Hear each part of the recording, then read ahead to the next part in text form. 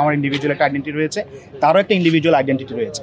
ফলে আমাদের দুজনেরই ডাকসু ইলেকশন করার একটা সম্ভাবনা ছিল এবং সেখান থেকে যেহেতু ডাকসু নির্বাচন আপনারা জানেন প্যানেল ভিত্তিক হয়ে থাকে, যে কোনো একটা প্যানেলে নির্বাচন করতেই হতো। তো আমি যেহেতু ছাত্র শিবিরের একজন সদস্য, সেই হিসেবে আমি ঐক্যবদ্ধ শিক্ষার্থী জোট নামে যে আমাদের সম্মিলিত জোট হয়েছে সেখান থেকে আমি নির্বাচন করছি এবং একই সাথে আমি তাকে ইনভাইট করেছি আমাদের প্যানেল থেকে নির্বাচন করার জন্য এবং সেও মনে করছে তার নির্বাচিত হওয়ার ক্ষেত্রে আমাদের প্যানেলে কাজ করলে সে অনেক ভালো কাজ করতে পারবে এবং নির্বাচিত হওয়ার সম্ভাবনাটা বেশি থাকবে। সেখান থেকে সে ঐক্যবদ্ধ শিক্ষার্থী জোট এই প্যানেল থেকে নির্বাচন করছে। তো এখানে একসাথে নির্বাচন করা বলতে আমাদের দুজনেরই ইন্ডিভিজুয়াল আইডেন্টিটি রয়েছে এবং দুজনেরই ডাকসু করার প্ল্যান ছিল এবং খুবই পরিকল্পিতভাবে আমরা একই প্যানেলে নির্বাচন করছি। ক্যাম্পাসে স্বতন্ত্রভাবে অ্যাক্টিভিজম করেছি এতকাল, সেই জায়গা থেকে আমার প্ল্যান ছিল যদি ডাকসু হয় তাহলে আমি কোনো নির্বাচন করব এবং এর পরবর্তীতে অফিসিয়ালভাবে বিভিন্ন কাজ করব।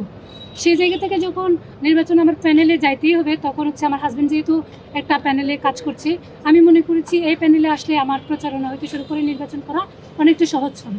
ওয়ালটন এখন দেশের সীমানা পেরিয়ে পৌঁছে গিয়েছে 50টিরও বেশি দেশে। ওয়ালটন, ঘরে ঘরে বিশ্বজুড়ে। এই জন্যই আমি ওনার সাথে ওনার ইনভাইটটা কবুল করলাম। আপনাকে কি উনি ডেকে নিয়ে এসেছেন, আপনি স্বপ্রণোদিতভাবে শিবিরের প্যানেল থেকে আপনি এটা আসলে শিবির প্যানেল বলতে ওটার নাম হচ্ছে ঐক্যবদ্ধ শিক্ষার্থী জোট। এখানে বিভিন্ন মতাদর্শের শিক্ষার্থী আছেন, আমার সাথে আরও যে আপুরা কাজ করছেন, দুইজন ছাত্রী সংস্থা, ওনারা স্বঘোষিত ছাত্রী সংস্থা, ওনাদের পরিচয় এটা। আর একটা আপু আছেন উনি ইনকিলাবে কাজ করেন, আর আমি অ্যাক্টে কাজ করি, আমার স্বতন্ত্র একটা সংগঠন আছে, ওখান থেকেই আমি কাজ করি, অ্যাক্টিভিজম করি ক্যাম্পাসে, এই নামেই আমি পরিচিত বেশি। সেই জায়গা থেকে আমাকে শিবিরের প্যানেলে আসছে, ঠিক আছে, কিন্তু এটার একটা নাম আছে, আমি শিবিরের হয়ে করছি না, আমি আমার জায়গা থেকে করছি। আমি মনে করেছি তাদের সাথে আমার কাজ করলে আমি কাজ ভালোভাবে করতে পারবো, তাই আমি তাদের সাথে আসছি। এখানে একটা ফ্রেমিং করা হচ্ছে যে ঐক্যবদ্ধ শিক্ষার্থী জোটে যারা রয়েছেন সবাই শিবির কিনা।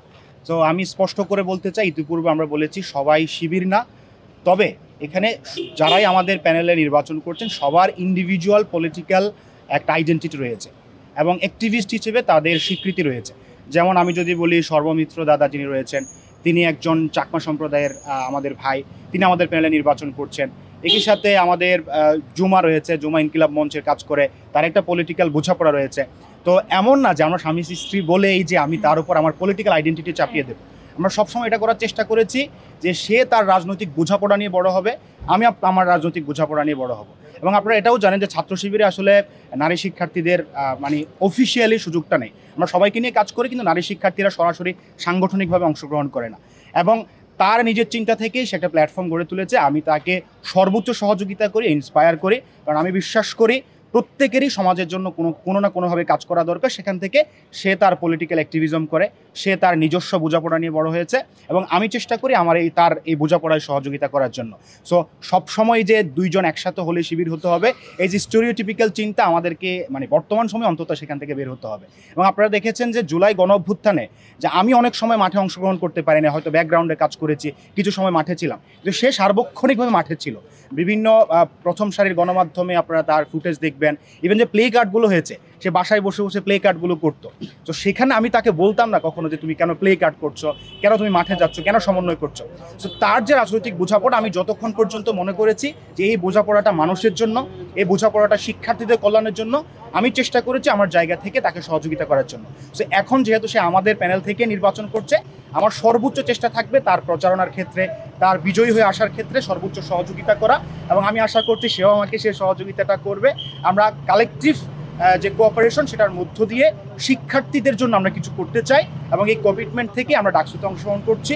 সুতরাং আমরা যদি বিজয়ী হই, আমাদের যে কাজের যাত্রা, আমরা এতদিন ধরে, আমি 6 বছর ধরে কাজ করছি, ও 4 বছর ধরে কাজ করছে, এই যে কাজের ধারাবাহিকতা, এই ধারাবাহিকতাটাকে আরও কতটুকু ত্বরান্বিত করা যায় সেই বিষয়টা নিয়ে আমরা চেষ্টা করব। তার মানে এই না যে আমরা বিজয়ী না হলে আমরা কাজ করবো না, আমাদের কাজ কিন্তু চলমান রয়েছে অলরেডি। সে তার প্ল্যাটফর্মে অনেকগুলো প্রোগ্রাম করেছে, আমি আমার প্ল্যাটফর্ম থেকে অনেকগুলো প্রোগ্রাম করেছি। তো এই প্রোগ্রামগুলো চলমান থাকবে এবং একই সাথে যদি বিজয় হয় তাহলে আমরা আরও কাজ করার চেষ্টা করব।